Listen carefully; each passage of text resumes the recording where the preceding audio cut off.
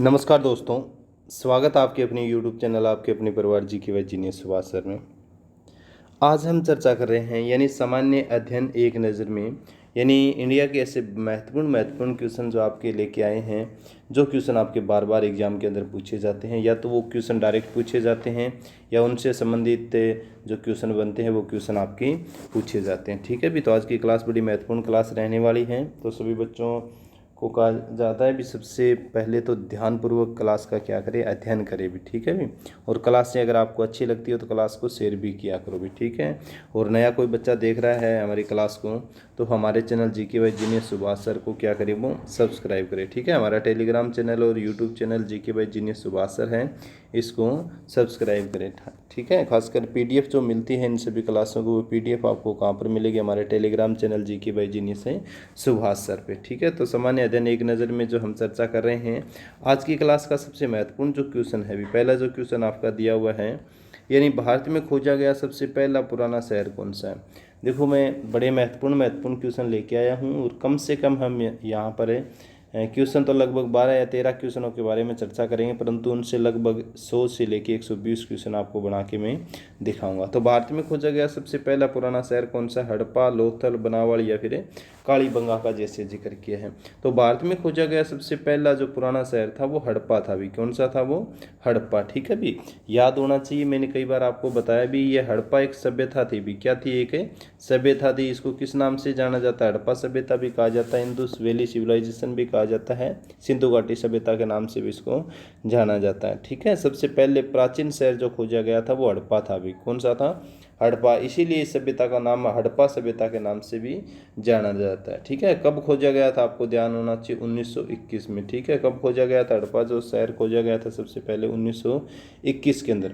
यानी ये जो हड़प्पा सभ्यता जो आपकी थी ना, वो ये 2350 ईस्वी पूर्व से लेके 1750 ईस्वी पूर्व। ठीक है भी, यानी 2350 ईस्वी पूर्व से लेके 1750 ईस्वी पूर्व की क्या थी, ये आपकी सभ्यता है। ठीक है भी, मैंने कई बार आपको बताया भी, ये जो सभ्यता थी ये वर्तमान भारत का, जैसे ये गुजरात का और राजस्थान का, हरियाणा का जो हिस्सा का जिक्र करते हैं, और पाकिस्तान का ये सिंध प्रांत का जो क्षेत्र है ना, इस क्षेत्र में क्या ये आपकी सभ्यता फैली हुई थी। लगभग 12,99,600 वर्ग किलोमीटर क्षेत्रफल में क्या ये आपकी सभ्यता फैली हुई थी। ठीक है भी, ये चीज़ भी आपको क्लियर होना चाहिए। लगभग 13 लाख वर्ग किलोमीटर क्या था, इससे सभ्यता का क्षेत्रफल था, ये चीज़ आपको क्लियर होना चाहिए। तो हड़प्पा प्राचीन था। अब मैंने कई बार आपको बताया भी, हड़प्पा जो सभ्यता थी ना, इस सभ्यता के 6 प्रमुख नगर थे भी। कितने प्रमुख नगर थे, 6 प्रमुख नगर थे, या 6 विकसित नगर थे भी। क्या थे आपके, विकसित नगर। कई बार पूछा गया है भी, हड़प्पा सभ्यता के कितने प्रमुख नगर थे, तो 6 थे। विकसित नगरों का जैसे हम जिक्र करते तो 6 विकसित नगर थे। ठीक है भी, जिसमें से एक आपका हड़प्पा था, दूसरा जैसे आप जिक्र करते हो मोहनजोदड़ो, क्या है आपका, मोहनजोदड़ो है, और तीसरा जैसे आप जिक्र करते हो तो कौन सा आपका, चुंदड़ो भी। ठीक है भी, याद होना चाहिए, बहुत इंपॉर्टेंट है। यानी पहला हड़प्पा होगा आपका, दूसरा मोहनजोदड़ो है, तीसरा आपका कौन सा है, चुंदड़ो। 3 शहर तो ये हैं, और तीनों ही किस देश में आपको ध्यान होना चाहिए, वर्तमान पाकिस्तान में। कहाँ पर है, वर्तमान में पाकिस्तान के अंदर, ये चीज़ आपको क्लियर होना चाहिए। और बाद के 3 लोथल, बनावली और कालीबंगा, ये 3 स्थल ये हैं। ठीक है भी, यानी पहला आपका हड़प्पा, मोहनजोदड़ो और चुंदड़ो, ये तीनों पाकिस्तान में, 3 तो हड़प्पा सभ्यता के प्रमुख नगर ये हैं। उसके बाद में लोथल, बनावली और कालीबंगा, ये भी हड़प्पा सभ्यता के 6 प्रमुख नगरों में से आते हैं। पहले 3 आपके मैंने जैसे पाकिस्तान में बताए थे, और बाद के 3 जैसे लोथल, बनावली और कालीबंगा जो आपके हैं, ये कहाँ पर है, आपके भारत के अंदर। कहाँ पर, आपके भारत के अंदर। ठीक है, लोथल अगर आपसे पूछे तो लोथल जो रहेगा वो गुजरात में। ठीक है, कई बार सैकड़ों बार इससे संबंधित आपका क्वेश्चन पूछा गया है। ठीक है, लोथल को एक बंदरगाह नगर के नाम से भी जाना जाता है। किस नाम से जाना जाता है, बंदरगाह नगर के नाम से जाना जाता है। लोथल जो काठियावाड़ गुजरात में मिलेगा।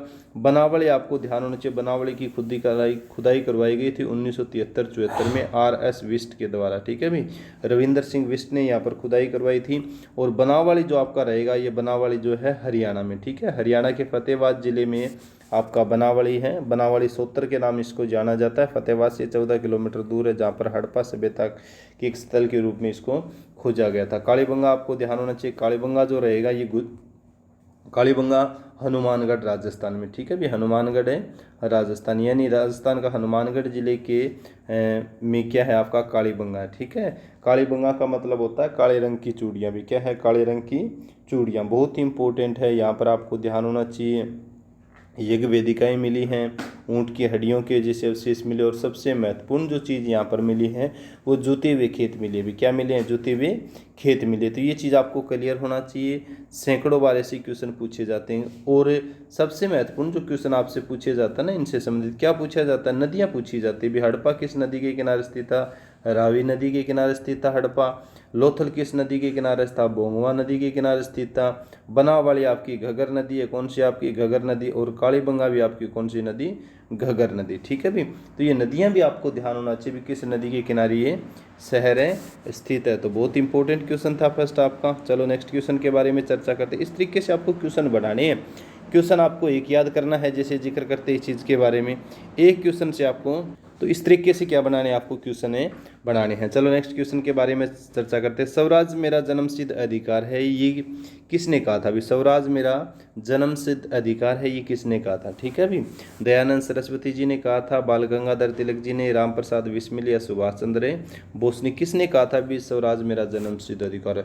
वेरी वेरी इंपॉर्टेंट क्वेश्चन है, सैकड़ों बार ये क्वेश्चन आपका पूछा गया है। तो ये बाल गंगाधर तिलक ने कहा था। किसने कहा था? बाल गंगाधर तिलक। बाल गंगाधर तिलक जी ने कहा था भी स्वराज जो है वो मेरा जन्मसिद्ध अधिकार है भी। क्या है?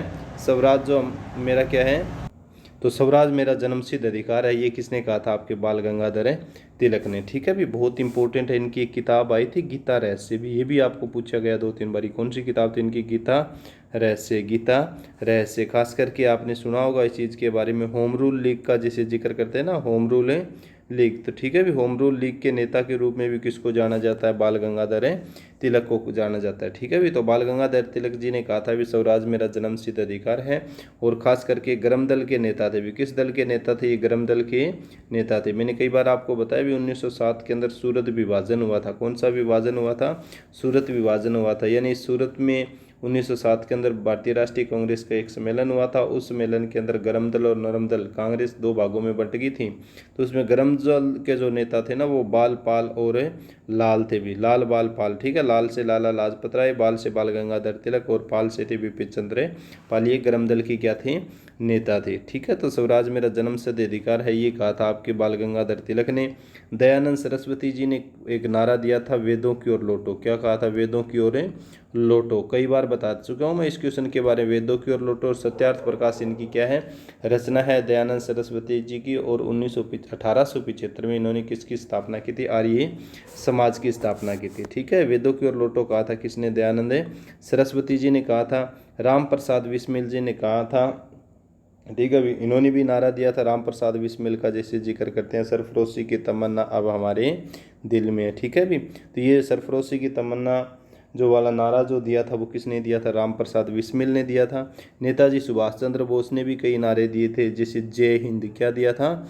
जय हिंद, दिल्ली चलो। ठीक है भी, जय हिंद दिल्ली चलो के जो नारे दिए थे वो किसने दिए थे? नेताजी सुभाष चंद्र बोस ने। 23 जनवरी 1897 को इनका कटक, मैंने बताया ना कई बड़ी, उड़ीसा के अंदर क्या हुआ था? इनका जन्म हुआ था। आज़ाद हिंद फौज के संस्थापक के रूप में भी इनको जाना जाता है। ठीक है भी, तो सारे के सारे जितने भी जो क्वेश्चन बनते हैं वो सभी के सभी क्वेश्चन आपको क्लियर होने चाहिए। चलो नेक्स्ट क्वेश्चन के बारे में चर्चा करते हैं। नेक्स्ट क्वेश्चन है, महात्मा गांधी के राजनीतिक गुरु कौन थे? ठीक है भी, महात्मा गांधी के राजनीतिक गुरु पूछे कौन थे? गोपाल कृष्ण गोखले, अरस्तु महादेव, गोविंद रानडे या रामकृष्ण परमहंस। तो गोपाल कृष्ण गोखले जो थे, आपको ध्यान होना चाहिए, गोपाल कृष्ण गोखले महात्मा गांधी के राजनीतिक गुरु थे भी। क्या थे? राजनीतिक के गुरु। तो गोपाल कृष्ण गोखले को महात्मा गांधी का राजनीतिक गुरु कहा जाता है। बहुत बार ये आपका रिपीट हुआ है क्वेश्चन। ठीक है भी, और महात्मा गांधी को जिसे राष्ट्रपिता जो कहा था सबसे पहले, किसने? राष्ट्र पिता। तो राष्ट्रपिता कहा था इन्होंने रविंद्रनाथ टैगोर ने। किसने कहा था? रविंद्रनाथ टैगोर ने कहा था इनको राष्ट्रपिता के रूप में महात्मा गांधी। ठीक है भी, महात्मा गांधी का मैंने कई बार बताया आपको, 2 अक्टूबर 1869 को पोरबंदर गुजरात में क्या हुआ था? इनका जन्म हुआ था। ठीक है भी, तो ये चीज़ आपको क्लियर होना चाहिए। ये अरस्तु किसके गुरु थे? तो मैंने कई बार आपको बताया सिकंदर के। ठीक है भी, तो सिकंदर के गुरु कौन थे? अरस्तु थे भी। सिकंदर के गुरु कौन थे? अरस्तु थे। और खासकर पॉलिटिकल साइंस के पिता के रूप में भी, ठीक है, जीव विज्ञान और वनस्पति विज्ञान के पिता के रूप में भी किसको जाना जाता है? अरस्तु अर्थात एरिस्टोटल को जाना जाता है। ठीक है भी, तो सिकंदर के गुरु थे, मैंने कई बार आपको बताया था, सिकंदर का गुरु अरस्तु। ठीक है, महादेव गोविंद रानडे के बारे में जानकारी होनी चाहिए। रामकृष्ण परमहंस जो थे ये स्वामी विवेकानंद जी के गुरु थे भी। किसके थे? स्वामी विवेकानंद। ठीक है भी, तो स्वामी विवेकानंद के जो गुरु थे वो कौन थे? रामकृष्ण है परमहंस थे। और स्वामी विवेकानंद ने इसी कड़ी में आपको ध्यान रखिए 1857 में अपने गुरु के नाम पर ही रामकृष्ण मिशन की क्या की थी? स्थापना की थी। ठीक है भी, रामकृष्ण मिशन की क्या की थी इन्होंने? स्थापना। तो दोबारा रिपीट करवा देता हूँ। महात्मा गांधी के राजनीतिक गुरु गोपाल कृष्ण गोखले थे।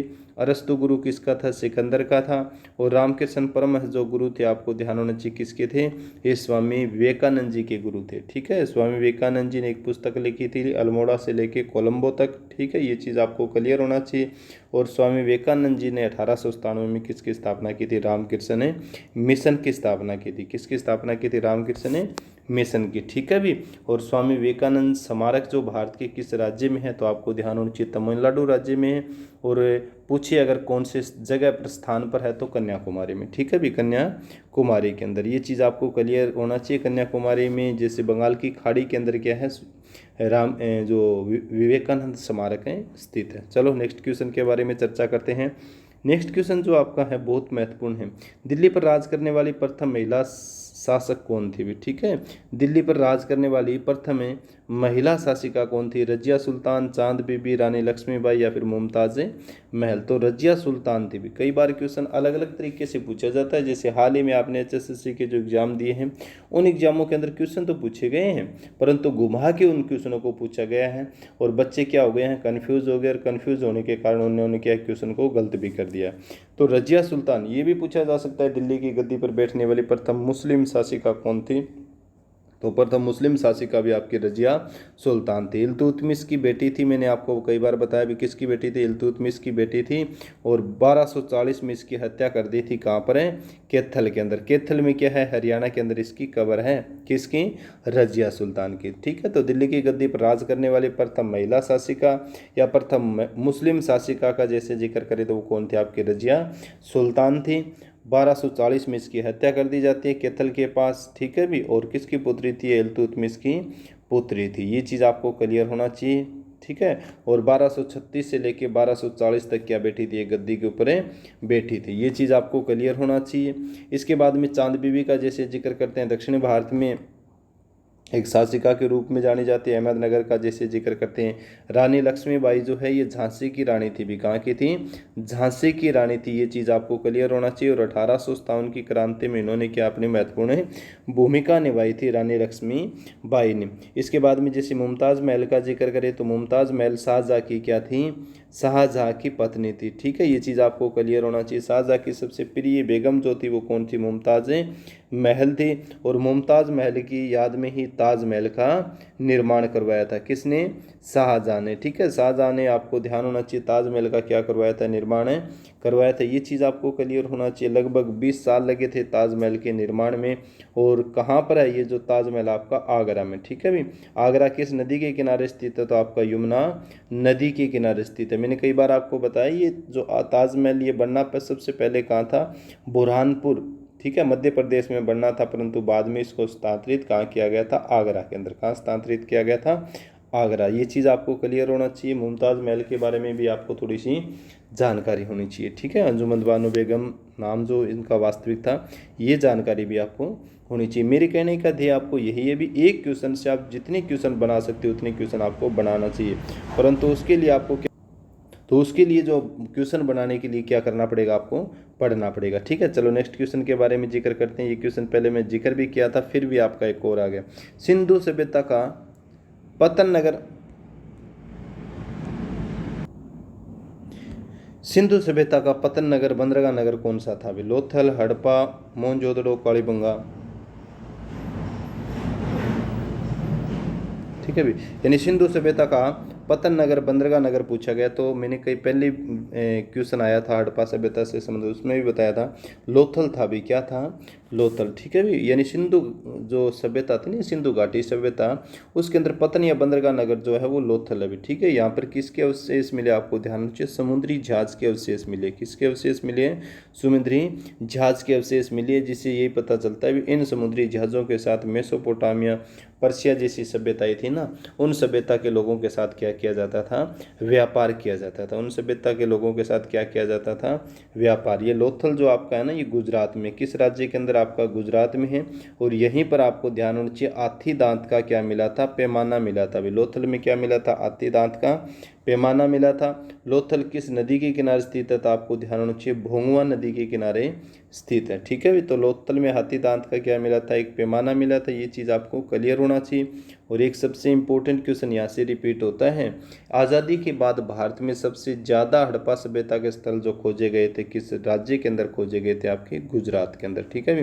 यानी आज़ादी के बाद भारत में सबसे ज़्यादा स्थल हड़प्पा सभ्यता के जो खोजे गए हैं वो कहाँ पर खोजे गए हैं, गुजरात में। जैसे आप जिक्र कर सकते हो लोथल का जिक्र कर सकते हो, रंगपुर का जैसे आप जिक्र कर सकते हो, रोजदी का जैसे आप जिक्र कर सकते हो, पाटन का जैसे आप जिक्र कर सकते हो, अहमदाबाद का जैसे आप जिक्र कर सकते हो, ठीक है। सुरकोटड़ा का आप जिक्र कर सकते हो, सुरकोटड़ा, ठीक है। तो ये हड़प्पा सभ्यता के जो स्थल है ना, सुरकोटड़ा है, रोजदी, रंगपुर, पाटन, अहमदाबाद, लोथल, ये भारत के किस राज्य के अंदर स्थित, आपकी गुजरात राज्य के अंदर स्थित है। किस राज्य में है, गुजरात। सुरकोटड़ा का जैसे जिक्र करते हैं तो यहाँ पर आपको ध्यान होना चाहिए, घोड़े की अस्थियों की क्या मिले थे, यहाँ पर अवशेष मिले थे, ठीक है भाई। घोड़े की अस्थियों की क्या मिले, यहाँ पर अवशेष। बहुत बार ये क्वेश्चन रिपीट हुआ है, घोड़े की अस्थियों के अवशेष मिले जो आपके हैं वो सुरकोटड़ा में मिले हैं। और ऊंट की जो अस्थियों के अवशेष जो मिले हैं वो कहाँ पर मिले, आपके कालीबंगा गुजरात में, ठीक है भाई। कालीबंगा आपकी राजस्थान में, कालीबंगा राजस्थान, ठीक है। चलो नेक्स्ट क्वेश्चन के बारे में जिक्र करते हैं। नेक्स्ट क्वेश्चन है, भारतीय राष्ट्रीय कांग्रेस के संस्थापक कौन थे, ठीक है। भारतीय राष्ट्रीय कांग्रेस के संस्थापक कौन थे, आईएनसी का जैसे हम जिक्र करते हैं ना, इसकी स्थापना हुई थी, आपको ध्यान होना चाहिए, 28 दिसंबर 1885 को, ठीक है भाई। 28 दिसंबर 1885 को इसकी स्थापना हुई थी भारतीय राष्ट्रीय कांग्रेस की। संस्थापक कौन थे, Womesh Chandra Banerjee, Annie Besant, A O. Hume या लॉर्ड डफरिन। तो ए.ओ. ह्यूम ने क्या की थी, इसकी स्थापना की थी, कब, 28 दिसंबर 1885 को। कहाँ पर इसकी स्थापना हुई थी, आपको ध्यान होना चाहिए, बम्बई में। कहाँ स्थापना हुई थी इसकी, बम्बई के अंदर। तो ए.ओ. ह्यूम थे भी, ठीक है। मैंने कई बार आपको बताया भी, एक सेवानिवृत्त आईएएस अधिकारी थे, ब्रिटिश अधिकारी थे। इन्होंने भारतीय राष्ट्रीय कांग्रेस की क्या की थी, स्थापना की थी, ठीक है भी, 1885 में। सैकड़ों बार क्वेश्चन पूछा गया है।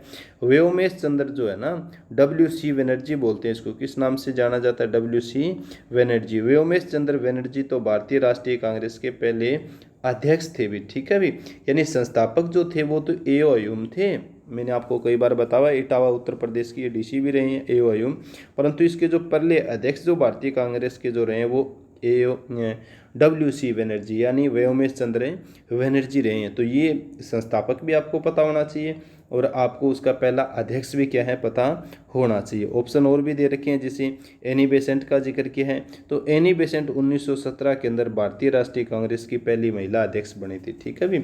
यानी 1917 में भारतीय राष्ट्रीय कांग्रेस की पहली अध्यक्ष महिला बनने वाली जो थी वो आपकी एनी बेसेंट थी। मैंने कई बार आपको बताया ये आयरिश थी भी, क्या थी, आपकी आयरिश थी, आयरलैंड की निवासी थी एनी बेसेंट।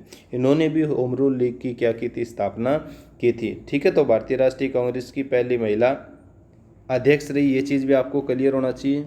उसके बाद में जैसे लॉर्ड डफरिन का जिक्र करें तो लॉर्ड डफरिन के बारे में भी आपको ध्यान होना चाहिए।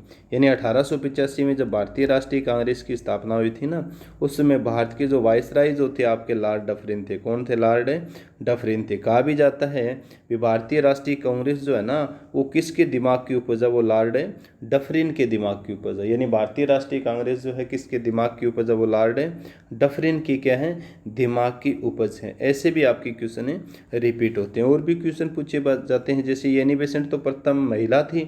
अगर भारतीय महिला का जिक्र करें भी, भारतीय महिला कौन थी, इसकी भारतीय राष्ट्रीय कांग्रेस की जो अध्यक्ष रही थी वो आपकी सरोजनी नायडू, ठीक है। ये क्वेश्चन कई बार पूछा गया, सरोजनी नायडू कब बनी थी भारतीय राष्ट्रीय कांग्रेस की जो अध्यक्ष, 1925 के अंदर। कब बनी थी, 1925 के अंदर। इसके अलावा इसकी ये भी पूछा जाता है भी भारतीय राष्ट्रीय कांग्रेस के मुस्लिम अध्यक्ष कौन बने थे, तो बदरुद्दीन तेबजी, ठीक है। बदरुद्दीन तेवजी बने थे, ये चीज़ आपको क्लियर होना चाहिए। यानी मुस्लिम अध्यक्ष पूछे तो बदरुद्दीन तेवजी, और अंग्रेज अगर पूछे तो जॉर्ज यूले। ठीक है भी, यानी पहले अंग्रेज जो भारतीय राष्ट्रीय कांग्रेस के अध्यक्ष रहे थे वो कौन थे, जॉर्ज यूले रहे थे।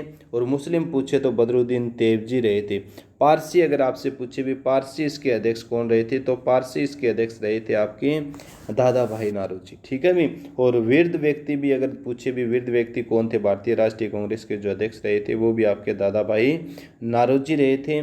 पारसी थे, आपको ध्यान होना चाहिए, गुजरात राज्य से संबंध रखते थे, ये चीज़ भी आपको क्लियर होना चाहिए। एक बार क्वेश्चन पूछा गया था भी, भारत जब आज़ाद हुआ था, आज़ादी के समय भारतीय राष्ट्रीय कांग्रेस के जो अध्यक्ष कौन थे, JB कृपलानी। कौन थे आपके, JB कृपलानी। ये क्वेश्चन भी आपका 2-3 बार रिपीट हुआ है। ठीक है भी, तो इस तरीके के बड़े महत्वपूर्ण आपके क्वेश्चन रिपीट होते हैं भी। चलो नेक्स्ट क्वेश्चन के बारे में चर्चा करते हैं।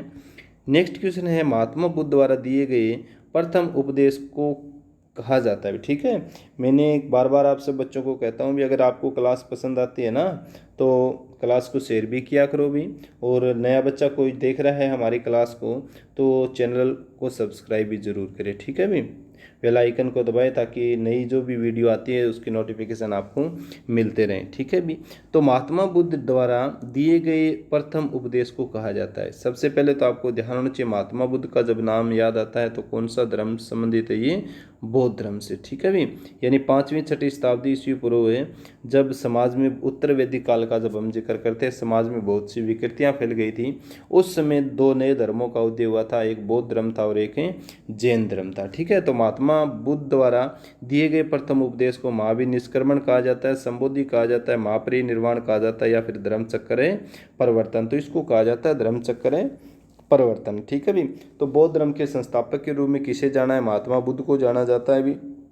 और महात्मा बुद्ध ने जो प्रथम उपदेश जो दिया था ना, उस उपदेश को कहा जाता है धर्मचक्र परिवर्तन। ठीक है भी, कहाँ पर दिया था आपको ध्यान होना चाहिए, सारनाथ। कहाँ पर दिया था, सारनाथ। ये सारनाथ पड़ता आपका यूपी उत्तर प्रदेश के अंदर। ठीक है भी, सारनाथ में एक जगह है, आपको ध्यान होना चाहिए जगह। ठीक है भी, उस जगह पर क्या दिया था इन्होंने, सबसे पहले उपदेश दिया था, जिस उपदेश को किस नाम से जाना जाता है, धर्मचक्र परिवर्तन के नाम से जाना जाता है। ठीक है भी, उस जगह का नाम था ऋषिपत्तनम भी। क्या था, ऋषिपत्तनम। ठीक है, ये क्वेश्चन पूछा जाता है कई बारी भी, उस जगह का नाम ऋषिपत्तनम दे देते हैं, सारनाथ नहीं देते। तो ऋषिपत्तनम वो जगह है जहाँ पर सबसे पहले क्या दिया था इन्होंने, अपने 5 शिष्य जो थे उनको उपदेश दिया था, जिसको भारतीय इतिहास में धर्मचक्र परिवर्तन के नाम से जाना जाता है। ठीक है भी, और ये भी ध्यान होना चाहिए, महाभिनिष्क्रमण जो है ना, ये जो इसने ग्रह त्याग किया था भी, क्या किया था, ग्रह त्याग। ठीक है भी, यानी महात्मा बुद्ध ने ग्रह जो त्याग किया था उसको कहा जाता है महाभिनिष्क्रमण। क्या कहा जाता है, महाभिनिष्क्रमण। ज्ञान जो प्राप्त किया था महात्मा बुद्ध ने, ज्ञान प्राप्ति को कहा जाता है संबोधि। क्या कहा जाता है, संबोधि कहा जाता है। और संसार से विदा होना। ठीक है भी, यानी इस संसार को छोड़कर ई लोक के अंदर जाने को क्या कहा जाता है, महापरिनिर्वाण। ठीक है भी, यानी मृत्यु जो हुई थी ना, इसकी मृत्यु को किस नाम से जाना जाता है, महापरिनिर्वाण के नाम से जाना जाता है। महात्मा बुद्ध की 80 वर्ष की उम्र में क्या हुआ था, क्या हुई थी, मृत्यु हुई थी। उसकी मृत्यु को महापरिनिर्वाण के नाम से जाना जाता है। और उपदेश जो दिया था उसको धर्मचक्र परिवर्तन। सबसे इंपॉर्टेंट क्वेश्चन है, सबसे ज़्यादा यही क्वेश्चन आपके पूछे जाते हैं भी। ग्रह त्याग किया था उसको किस नाम से जाना जाता है, महाभिनिष्क्रमण के नाम से। ज्ञान जो प्राप्ति की थी इन्होंने बोध गया के अंदर, उसको किस नाम से जाना जाता है, संबोधि के नाम से। किस नाम से, संबोधि। और इस संसार को जब ये छोड़ के गए थे, अर्थात तो मृत्यु जब हुई थी, उसको किस नाम से जाना जाता है, महापरिनिर्वाण के नाम से उसको जाना जाता है। ठीक है भी, इन्होंने जो ज्ञान प्राप्ति के बाद उपदेश जो दिए थे, उस उपदेशों को किस नाम से जाना जाता है, धर्मचक्र परिवर्तन के नाम से। ठीक है भी, तो इस तरीके के अलग अलग आपकी क्या बनते हैं, क्वेश्चन बनते हैं। ठीक है भी, वैसे तो महात्मा बुद्ध के बारे में जितनी बातें की जाए उतनी ही क्या है, कम है। चलो नेक्स्ट क्वेश्चन के बारे में चर्चा करते हैं। नेक्स्ट क्वेश्चन जो आपका दिया हुआ है, किस वेद की रचना गद्य और पद्य दोनों में की गई है। ठीक है भी, यानी किस वेद की रचना पूछी गई भी, किस वेद की रचना गद्य और पद्य में की गई थी। ठीक है भी, सामवेद है, ऋग्वेद, यजुर्वेद और अथर्ववेद। सबसे पहले तो आपको ध्यान होना चाहिए 4 वेद है भी। कितने वेद हैं हमारे पास हैं, 4 वेद हैं। उन चार के चार वेदों के नाम यही है भी, ठीक है। सामवेद, ऋग्वेद, यजुर्वेद, अथर्ववेद, ठीक है, चार वेद हैं। अब आपका क्वेश्चन जो ये पूछा गया, ये पूछा गया भी कौन सा ऐसा वेद है जिसकी रचना गद्य और पद्य दोनों में विधाओं में हुई है, ठीक है। गद्यांश के रूप में और पद्यांश के रूप में जिसकी रचना की गई है वो वेद आपसे पूछा गया। तो ये आपका यजुर्वेद है भी। कौन सा आपका? यजुर्वेद है, ठीक है भी। यजुर्वेद जो है इसी के अंदर आपको कृष्ण पक्ष और शुक्ल पक्ष मिलते हैं भी। कृष्ण पक्ष और शुक्ल पक्ष का जैसे हम जिक्र करते हैं ना, चांदनी रात और अंधेरी रात का जैसे जिक्र करते हैं कृष्ण और शुक्ल पक्ष, तो कृष्ण और शुक्ल पक्ष भी हमें यजुर्वेद में मिलते हैं। यजुर्वेद के अंदर में यजुर्वेद ही गद्य और पद्य के अंदर लिखा गया है, ठीक है भी। सामवेद जो है इसको भारतीय संगीत का जनक कहा जाता है। सैकड़ों बार क्वेश्चन रिपीट हुआ है। ये श्याम का अर्थ होता है गान। क्या होता है? गान। तो भारतीय संगीत का जो जनक कहा जाता है वो किसको कहा जाता है? सामवेद को कहा जाता है। ऋग्वेद ये प्राचीन वेद है भी, ठीक है भी। आपको मैंने कई बार बताया भी, ऋग्वेदिक काल का जब हम जिक्र करते हैं, यानी ऋग्वेदिक काल जो आपका रहेगा 1500 ईस्वी पूर्व से लेके 600 ईस्वी पूर्व, उसमें से 1500 से लेके 1000 ईस्वी पूर्व तक का जो कार्यकाल है वो ऋग्वेदिक काल है, ठीक है। ऋग्वेदिक काल में ऋग्वेद की क्या हुई थी? रचना हुई थी। तो विश्व के सबसे प्राचीन पुस्तक, विश्व की सबसे प्राचीन पांडुलिपि अगर कोई है तो वो क्या आपकी ऋग्वेद है। इसके बाद यजुर्वेद का हम जिक्र कर चुके हैं। अथर्ववेद है। अथर्व का मतलब होता है पवित्र जादू। क्या होता है इसका मतलब? पवित्र जादू होता है। ये चीज़ आपको क्लियर होना चाहिए। तो अथर्ववेद के जो रचिता अथर्वा ऋषि है भी कौन है? अथर्वा ऋषि है। ये चीज़ भी आपको क्लियर होना चाहिए, ठीक है। जादू टोनों से संबंधित है, ये चीज़ भी आप क्लियर कर सकते हो इस चीज़ के। चलो नेक्स्ट क्वेश्चन के बारे में चर्चा करते हैं, ठीक है भी। भारत का पहला समाचार पत्र किसने शुरू किया था? तो बड़ा महत्वपूर्ण क्वेश्चन है आपका नेक्स्ट जो है, भारत में पहला समाचार पत्र किसने शुरू किया था? भारत में पहला समाचार पत्र है किसने शुरू किया था? सैयद अहमद खां है, अबुल कलाम आज़ाद है, मौलाना अबुल कलाम आज़ाद है, या फिर मोहम्मद अली जिन्ना, ठीक है भी। तो सैयद अहमद खान ने क्या किया था? आपको ध्यान रखिए, पहला समाचार पत्र शुरू किया था सैयद अहमद खान ने। ये चीज़ आपको क्लियर होना चाहिए। अबुल कलाम आज़ाद भारत के प्रथम वैज्ञानिक राष्ट्रपति थे भी। क्या थे ये? भारत के पहले वैज्ञानिक राष्ट्रपति थे। इनको मिसाइल मैन के नाम से जाना जाता है। अबुल कलाम आज़ाद किस राज्य से संबंध रखते थे? आपके तमिलनाडु से, तमिलनाडु के रामेश्वरम शहर से, ठीक है भी। तो अबुल कलाम आज़ाद की देखरेख में 1974 और 1900 आपको ध्यान होना चाहिए 98 में हमने क्या किए थे? परमाणु विस्फोट किए थे, परमाणु परीक्षण किए थे, ठीक है, परमाणु परीक्षण किए थे। अब और इनकी एक आत्मकथा बहुत ज़्यादा पूछी जाती है भी, विंग्स ऑफ फायर भी। क्या है विंग्स ऑफ फायर? किसकी आत्मकथा? अबुल कलाम आज़ाद की है। मौलाना अबुल कलाम आज़ाद जो है ये भारत के पहले शिक्षा मंत्री थे, ठीक है भी। भारत के पहले शिक्षा मंत्री जो थे आपके मौलाना अबुल कलाम आज़ाद थे, ये भी आपको ध्यान होना चाहिए। और भारतीय राष्ट्रीय कांग्रेस के सबसे युवा अध्यक्ष बनने वाले भी कोई थे तो वो आपके मौलाना अबुल कलाम आज़ाद थे, ठीक है भी। भारतीय राष्ट्रीय कांग्रेस के सबसे युवा अध्यक्ष बनने वाले व्यक्ति मौलाना अबुल कलाम आज़ाद थे, भारत के पहले शिक्षा मंत्री थे। ये चीज़ भी आपको क्लियर होना चाहिए, ठीक है। मोहम्मद अली जिन्ना का जैसे जिक्र करते हैं तो ये आपको ध्यान होना चाहिए, पाकिस्तान के पहले राष्ट्रपति के रूप में इनको जाना जाता है, ठीक है भी। चलो नेक्स्ट क्वेश्चन के बारे में चर्चा करते हैं। नेक्स्ट क्वेश्चन है, किसके शासनकाल में बौद्ध धर्म दो भागों में हीनयान तथा महायान में बंट गया था? ठीक है भी, ये क्वेश्चन आपका बड़ा महत्वपूर्ण है भी। किसके शासनकाल में बौद्ध धर्म दो भागों में हीनयान और महायान में बंट गया था? अशोक है, कनिष्क है, हर्षवर्धन है, ठीक है भी।